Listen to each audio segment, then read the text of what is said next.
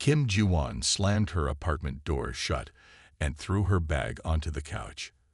Another day at Stellar Industries had left her exhausted. As the mid-level HR manager, she spent most of her time solving other people's problems, leaving little energy for her own. She walked to her kitchen window and frowned. The strange blue-purple lights from her neighbor's garden were pulsing again. The Bluegills had moved in 3 months ago, the first non-humans in her building. At first, Ji-won had tried to be welcoming, bringing them traditional Korean pastries as a housewarming gift. The tall, amphibious aliens had seemed appreciative, their gill-lined necks fluttering in what she assumed was gratitude. But then they installed their sonic garden. The plants, if you could call them that, emitted low-frequency sounds that traveled through walls and vibrated through her bones. The sounds weren't exactly loud, but they were constant, like a heartbeat you couldn't ignore. Worse were the lights, which flashed in patterns that gave Ji-won headaches.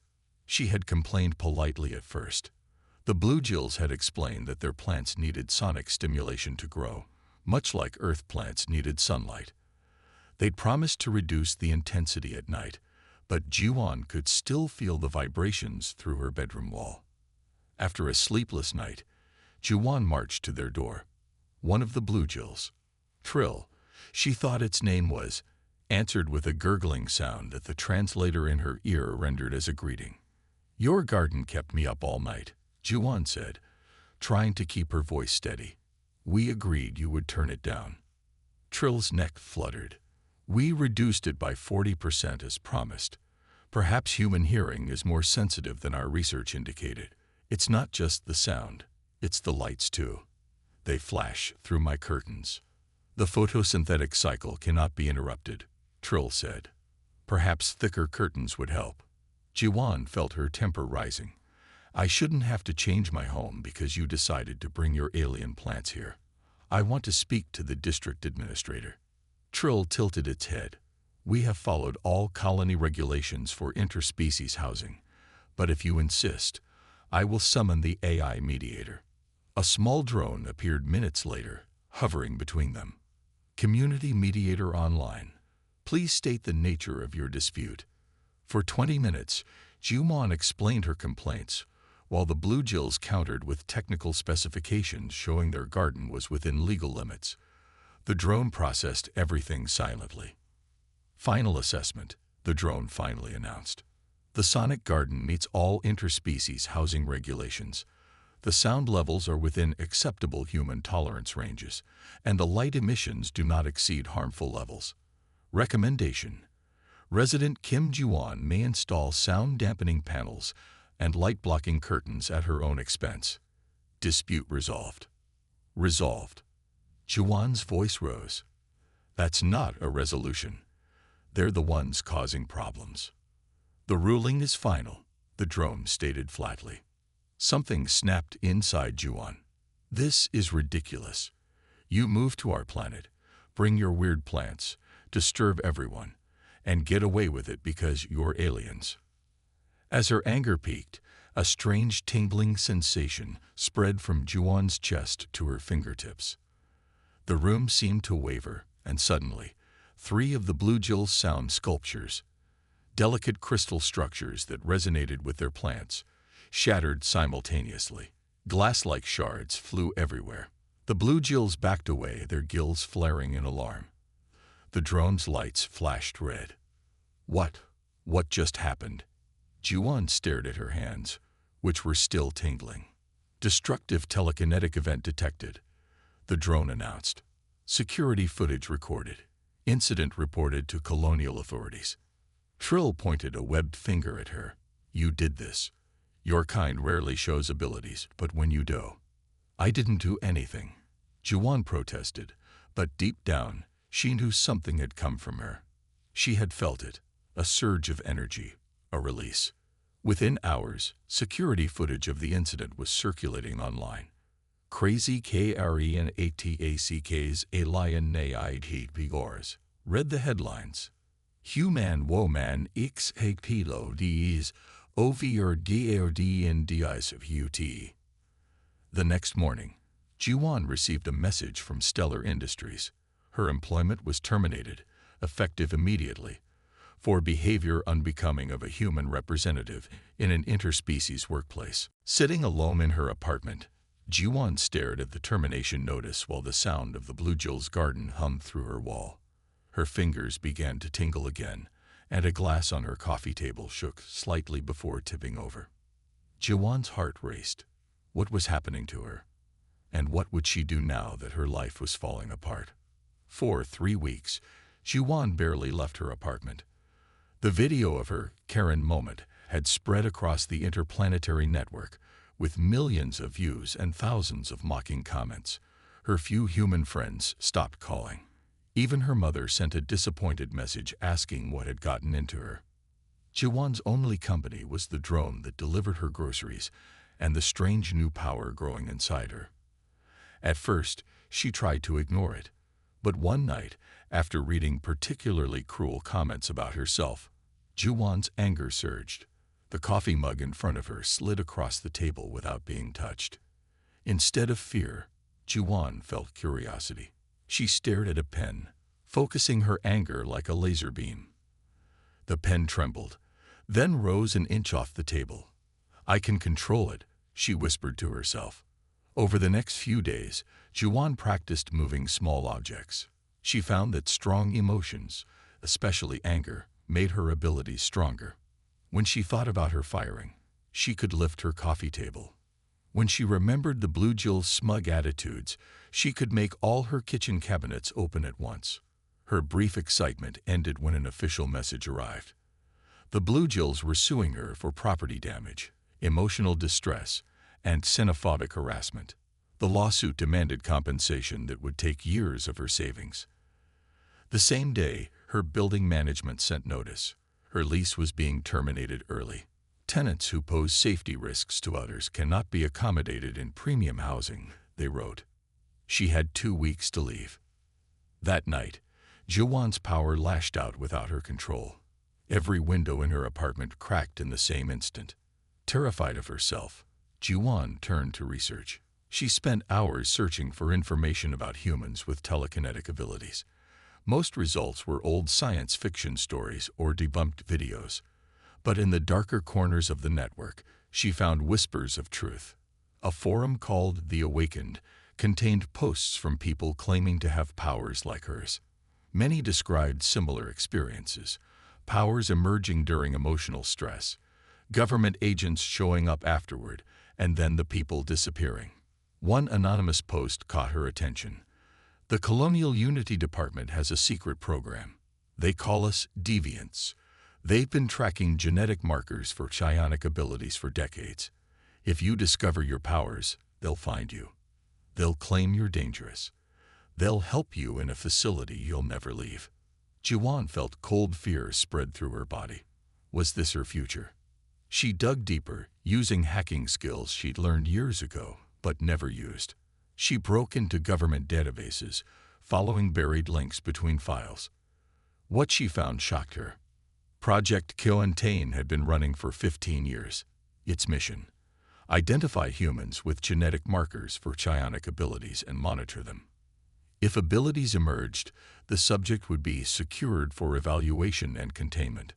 One file showed a map of her city with dozens of red dots, monitored individuals. Her apartment was marked as a red dot. Another file contained surveillance reports on her daily activities going back months before the incident. They had been watching her all along. The most disturbing document was a report filed by the Blue Jills 3 days after they moved in. Subject shows strong emotional responses to stimuli. Recommend increased sonic garden output to test stress threshold. They knew, Jiwan whispered, hands shaking. They were trying to trigger me. The next morning, someone knocked on her door. Through the peephole, Jiwan saw 2 people in plain black suits, one human, one alien. They held up colonial security badges. "Ms. Kim, we need to speak with you about the incident with your neighbors," the human called through the door. "It's a routine follow-up." Jiwan backed away silently. They were coming for her, the government agents from the reports. She quickly packed a small bag with clothes and the few valuables she could carry. As the agents knocked again, more forcefully, Juwan slipped out her bathroom window onto the fire escape. Her heart pounded as she climbed down to the alley below. Where could she go? The forum mentioned safe houses for people like her. One was supposedly in the old industrial district. It wasn't much to go on, but it was her only hope. As Juwan hurried through back streets, she noticed a drone following her. With a surge of anger and fear, she focused on it. The drone wobbled in the air, then smashed into a wall. Juwan ran faster, her mind racing. Had the blue jewels been planted next door to expose her? Was everyone watching her? Who could she trust? She was alone now, hunted, homeless, and discovering powers she couldn't fully control. But one thing became clear in her mind. She would not be taken without a fight. The old factory district of New Seoul stood abandoned by most, its crumbling buildings covered in glowing graffiti that warned, no drones beyond this point. Juwan pulled her hood lower as she approached an unmarked door with 3 red dots painted above it, the sign mentioned on the forum. She knocked twice, paused, then 3 times more. A small panel slid open, revealing dark eyes that studied her with suspicion. "I need help," Juwan said simply. "I woke up. They're after me." The eyes narrowed. "Show me." Juwan concentrated on a nearby can, lifting it shakily into the air. The door opened. A young woman with shaved head motioned her inside. Quickly. The interior was nothing like the abandoned exterior. Clean corridors led to an underground complex filled with technology and people, humans of all ages practicing various skills. Some moved objects with their minds, others stared at plants that grew before Juwan's eyes, and some sat in deep meditation with electricity crackling around their fingertips. "You found the haven," the woman explained. "I'm Sumi. You'll meet the others soon." After a simple meal and basic medical check, Juwan was introduced to her new home. 28 humans lived in the complex, all with different abilities. They called themselves the Awakened, rather than the government's term deviants. On her 3rd day, Juwan met Park Do-yeon. Unlike the others who seemed wary of newcomers, the older man studied her with knowing eyes. His gray hair was tied back, and scars crossed his weathered face. "So you're the one they're hunting," he said. "The crazy Karen." Juwan flinched at the nickname. "Don't worry," he continued. "I was called worse during the corporate wars." "You fought in the wars?" Juwan asked, surprised. The brutal conflict between megacorporations had ended 15 years ago. "I was a weapon," Do-yeon said simply, raising his hand. Every object in the room, chairs, tables, tools, rose 6 feet into the air and hovered perfectly still. "Like you will be, if you don't learn control." That day began Juwan's training. Do-yeon was a harsh teacher. He pushed her to exhaustion daily, making her lift increasingly heavy objects, control multiple items simultaneously, and focus her abilities through intense emotion, but without letting the emotion control her. "Anger is fuel, not the driver," he repeated often. The physical training was matched by mental discipline. Hours of meditation taught Juwan to feel the energy flowing through her body. She learned to focus it, shape it, and release it with precision rather than in explosive bursts. "Your body is changing," Do-yeon explained one day as Juwan caught a falling cup before she consciously saw it tumbling. "The psionic energy reshapes neural pathways. Your brain processes information faster now.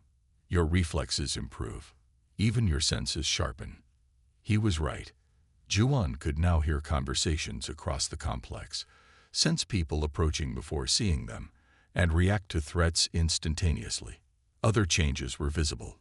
Her once soft office worker's body hardened with muscle. Dark circles under her eyes faded as she learned to truly rest her mind. Even her posture changed, no longer hunched in shame but straight and confident. 3 months into her training, Juwan stopped Do-yeon's surprise attack without looking up from her book, catching his telekinetic push with her own shield. "You're ready for the next phase," he said with rare approval. That night, Juwan joined a council meeting with the Haven's leaders. They shared intelligence about Project Contain, revealing government facilities where captured awakened were held. They debated rescue missions and political strategies. "We need to show the world we're not dangerous," argued Mena, a young empath. "We should approach the media. They'll twist our words," countered Tewu, an older man with precognitive abilities. "They always do." Juwan listened silently, then spoke. "I want to clear my name." The room fell quiet. "How?" Do-Yun asked. "I need to prove the Blue Jills provoked me deliberately.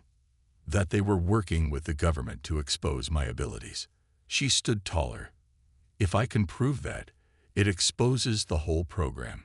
"You want to go back?" Shuni asked in disbelief. "They'll catch you." "Not if I'm prepared," Juwan said. "Not if I'm no longer afraid." Do-Yun studied her. "You'll need evidence." "I'll get it," Juwan said firmly. "I'll find proof in their systems." That night, Juwan cut her hair short and dyed it black. As she looked at her transformed reflection, she barely recognized the strong, determined woman staring back. "From now on, call me Justice," she told the others the next morning as she began planning her return. Kim Juwan was a victim. Justice fights back.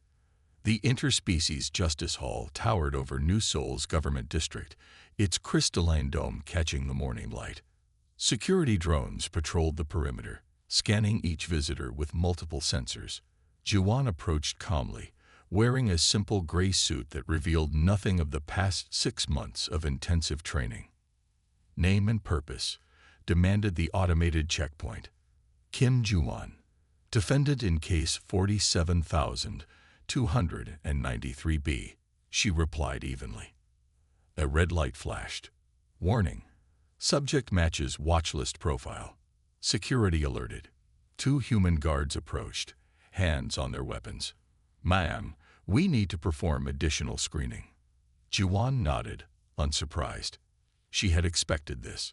The guards scanned her thoroughly, finding nothing suspicious. They couldn't detect the mental shields Do-Yun had taught her to build, nor the weeks of preparation for this moment. "Proceed to courtroom 12, the guard finally said, looking slightly disappointed. Inside, the courtroom buzzed with unusual activity. The Blue Jill lawsuit had gained attention after news leaked that the infamous Crazy Karen would appear in person. Journalists and curious spectators filled the public seating area. In the front row sat 2 stern-faced government agents Juwan recognized from surveillance photos. Project Contain operatives waiting to take her into custody if she lost control. The Blue Jill legal team consisted of 3 of their own kind and 2 human attorneys. They huddled together, occasionally glancing at Juwan with confusion. She clearly wasn't the unstable woman they expected. "All rise for Judge Lumina of the Moonstone Collective," announced the bailiff. The judge floated into the room, her crystalline body glowing with inner light. Moonstones were renowned for their ability to sense deception and their unwavering commitment to justice across species. Case 47,293B. The Blue Jill Residents Association versus Kim Juwan. The bailiff read. Charges include property damage, emotional distress, and xenophobic harassment. Judge Lumina's glowing eyes studied Juwan. "The defendant is representing herself."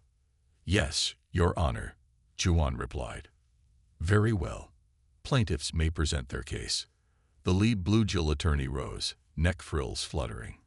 "Your Honor, 6 months ago, the defendant had a violent outburst resulting in the destruction of culturally significant artifacts. Security footage clearly shows her aggressive behavior before the telekinetic incident."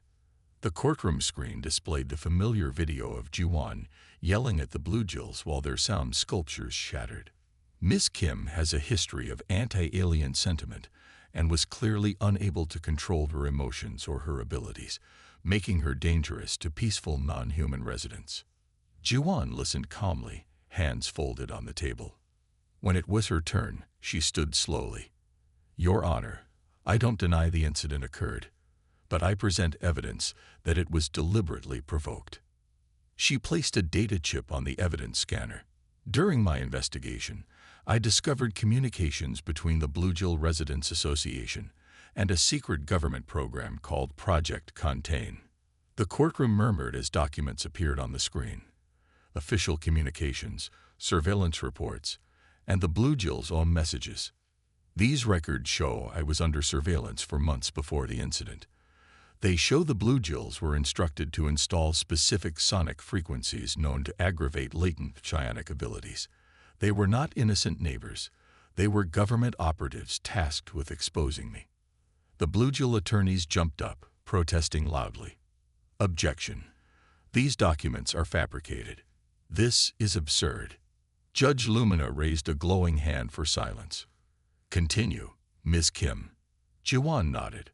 Your Honor, Project Contain identifies humans with genetic markers for abilities like mine. They monitor us, then create situations to expose our powers, allowing them to label us as threats and take us into custody.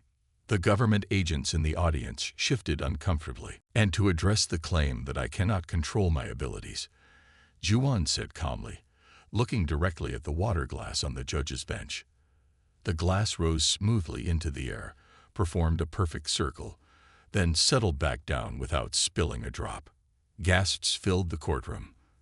The judge's crystalline form pulsed with surprise. As you can see, Jiwan continued, I am not unstable or dangerous. I was deliberately provoked as part of a systematic program targeting humans with genetic differences. Judge Lumina's light dimmed thoughtfully. These are serious allegations against both the plaintiffs and our government. I will review this evidence carefully. The Bluegill attorneys huddled in panicked discussion before demanding, Your Honor, we request a recess to consult with our superiors. Granted. Court will resume in 1 hour, Judge Lumina declared. As the courtroom emptied, Jiwan noticed the government agents speaking urgently into their communicators. She had anticipated this reaction. Outside the courtroom, the Haven's surveillance team was broadcasting the proceedings across all networks. No matter what happened next, the truth about Project Contain was already spreading across the colony. For the first time since that fateful day, Jiwan allowed herself a small smile. The real trial was just beginning. When court resumed, tension filled the air. Jiwan sat alone at her table, centered and prepared for whatever came next. The government agents had been joined by more officials, including a tall human woman in a uniform Jiwan didn't recognize. Judge Lumina's crystalline body pulsed with soft light as she addressed the court. Before we continue, the plaintiffs have indicated they wish to present additional evidence. The lead Bluegill attorney rose. Your Honor, in light of Ms. Kim's allegations, my clients have been authorized to reveal classified information. He placed a new data chip on the scanner. The courtroom screens lit up with official documents bearing the seal of the Interstellar Coalition. Project Contain does exist, the attorney admitted, causing whispers throughout the courtroom. But its purpose has been misunderstood by Ms. Kim.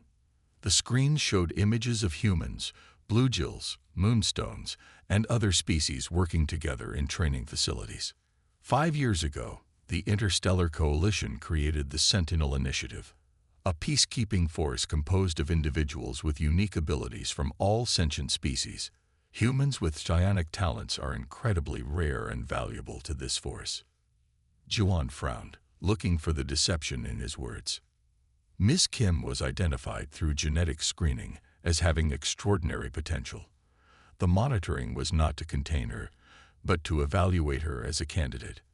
The attorney's neck frills fluttered with what appeared to be regret. Yes, we were neighbors by design.